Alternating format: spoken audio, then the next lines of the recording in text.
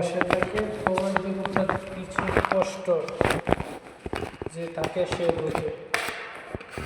আর কোনো নারী যদি প্রবাসের টাকা নিয়ে চলে যায়, ছলনা করে, পরিচয়টা করে যায়, তাহলে কতটুকু কষ্ট হয় আপনারা জানেন।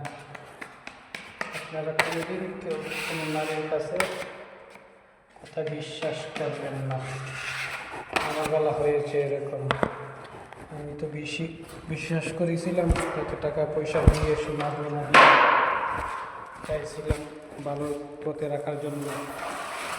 সে তো থাকলো না, সে তো চলে গেল অনেক হাত ধরে পরকীয়া করার জন্য। পরকীয়া ব্যস্ত। আমি প্রবাসীতে বাড়িতে গেছি, সে আমার সাথে না শুয়ে তার বোনের সাথে ঘুমায়।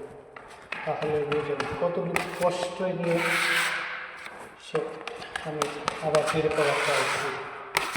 আপনি আমার জন্য সকলে দোয়া করবেন।